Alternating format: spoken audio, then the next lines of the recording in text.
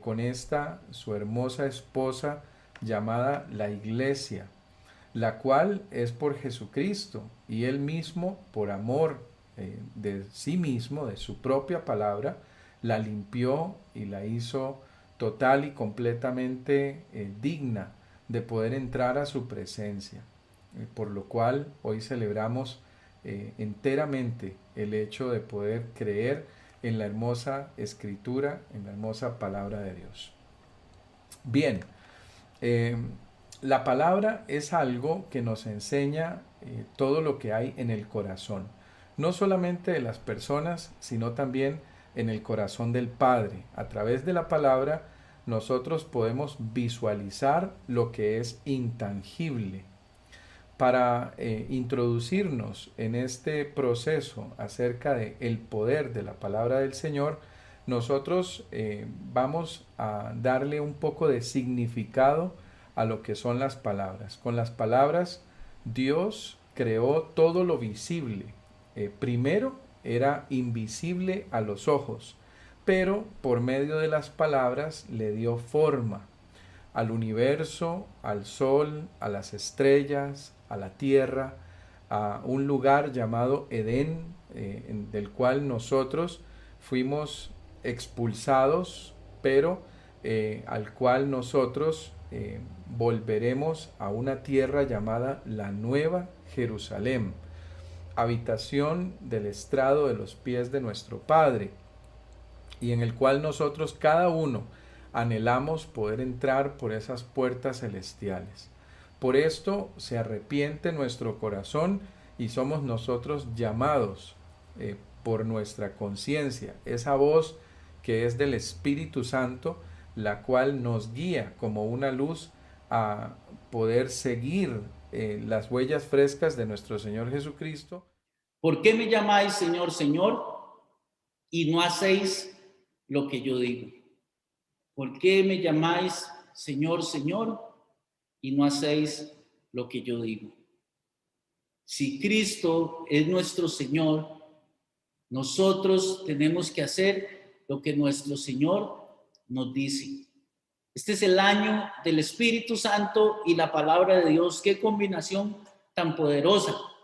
Tenemos que ser una iglesia llena del Espíritu de Dios, pero una iglesia llena del Espíritu de Dios se puede definir, o yo la defino, como una iglesia donde cada uno de sus miembros caminan en obediencia a la voluntad de Dios. Y ya que la voluntad de Dios se revela en su palabra, una iglesia llena del Espíritu de Dios debe estar profundamente comprometida con la palabra de Dios. Si hay un mandato, debe ser obedecido, lo obedecemos. Si hay una promesa que debe ser recibida, nosotros la recibimos y la guardamos. Si hay una advertencia que debe ser seguida, nosotros la escuchamos. Este es el paso final siempre cuando hablamos de la palabra de Dios. Nos sometemos a las Escrituras y dejamos que transformen nuestra vida. Si no hacemos esto, nunca disfrutará de la Biblia y nunca su vida cambiará. Ya escucharon nuestro primer tema, que iba con referencia a lo que es la palabra de Dios, a lo que era el corazón del hombre y a la decisión que tenemos que tomar frente a las Escrituras. Ahora vamos a nuestro segundo tema, que ha sido denominado el propósito de los eventos del porvenir en cada hombre frente a la gran comisión. Todo eso está basado en conocer al Señor Jesucristo de una manera personal, ya que es una aventura que todos debemos experimentar. Jesús de Nazaret es el personaje más sorprendente, poderoso y atractivo de todos los tiempos. Cuando Jesús vino a la tierra, convertido en un hombre como nosotros, mostró a través de su vida que la vida cristiana era algo emocionante, desafiante, pero también trascendental. Para todos aquellos que aceptaron a Jesucristo como el único camino, la única verdad y la única vida, pueden entender que las Escrituras, la Biblia, el manual de vida que Dios nos ha entregado en nuestras manos, gira alrededor de quién es Jesucristo. Yo quiero invitarlos a que miremos una de las tantas citas de la palabra de Dios que hace referencia a este pensamiento o a este concepto que estoy emitiendo en este momento. Voy a invitarlos a que leamos en la segunda carta de Timoteo, de Pablo a Timoteo, en el capítulo 1, versículo 8.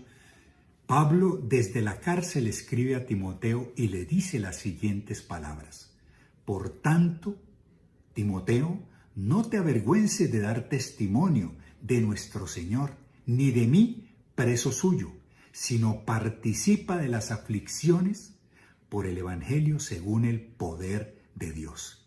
Entonces vamos a ver en esta gráfica, la gráfica número 1, me interesa muchísimo que la revisemos con detalle, porque aquí nos va a quedar como muy claro, muy evidenciado de lo que yo estoy hablándoles. Jesucristo siempre ha estado desde la eternidad.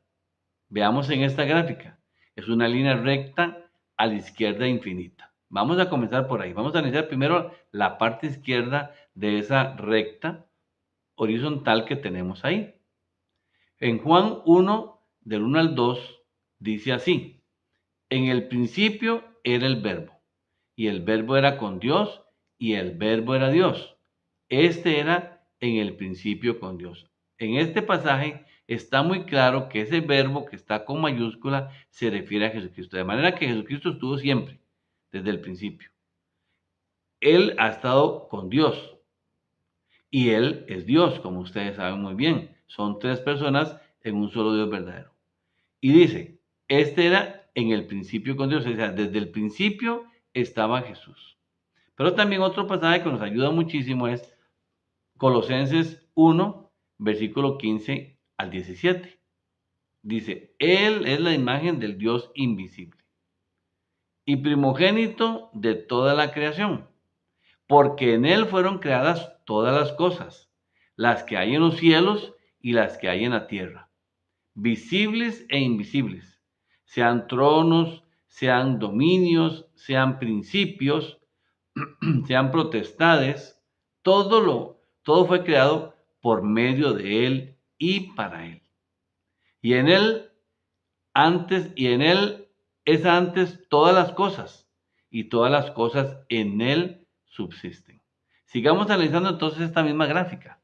Hace más de 2000 años, este mismo Jesucristo, como vimos, existe desde la eternidad, vino a morir una vez y para siempre por todos los seres humanos en una cruz, para satisfacer la ira santa de Dios. El hombre, arriba usted ve a Adán y Eva, desobedecieron a Papá Dios en el huerto del Edén. En Juan 3:16 dice así, porque de tal manera amó Dios al mundo que ha dado su Hijo unigénito para que todo aquel que en Él cree no se pierda, mas tenga vida eterna.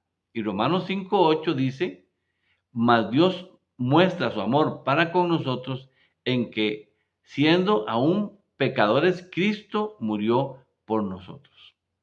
Entonces, en el Nuevo Testamento, viendo en la gráfica, en esa línea horizontal de la vida eterna, en el infinito, se nos confirma cómo el apóstol Juan hace mención de que Jesucristo es la vida eterna. En 1 Juan 1, del 1 al 3, lo que era desde el principio, lo que hemos oído, decía Juan, lo que hemos visto con nuestros ojos, lo que hemos contemplado y palparon nuestras manos tocante al verbo de vida, porque la vida fue manifiesta y la hemos visto, testificamos y os anunciamos la vida eterna, la cual estaba con el Padre y con su Hijo Jesucristo. Lo que hemos oído, lo que hemos visto, eso anunciamos, para que también vosotros tengáis comunión con nosotros, y nuestra comunión verdaderamente es con el Padre y con el Hijo Jesucristo. Juan asegura, al igual que los otros discípulos, usted y yo estamos claros que así es, que son testigos de que Jesús es la vida eterna, que fue el Mesías verdadero. Ellos lo vieron, lo oyeron, lo tocaron y experimentaron la transformación que produjo en sus vidas. Y cómo fueron respaldados por el Espíritu Santo en las predicaciones, en oración por los enfermos, en la liberación de demonios. Hoy es importante, viendo el diagrama número 3 que tenemos ahí, nos enseña precisamente una línea de vida, una línea horizontal que vemos ahí donde Dios, dice Efesios 1:4, desde antes de la creación del mundo ya había pensado en usted y en mí. Nos había dado una oportunidad para vivir bien. Ese era el plan de Dios. Pero sucedió aquel primer conflicto que leíamos ahora, y entonces nuestra vida es trasladada a la línea de Adán. Esa línea de Adán nos lleva precisamente a ya no depender de Dios, sino depender de nosotros mismos. Empieza el desequilibrio y entonces Dios, en medio de todo, ve al ser humano en caída, va en pique, va hacia abajo. No hay otra opción. ¿Qué le toca? Muerte eterna. Pero entonces Dios hace de la vida de Jesucristo la oportunidad que usted y yo tenemos para vivir en una forma diferente.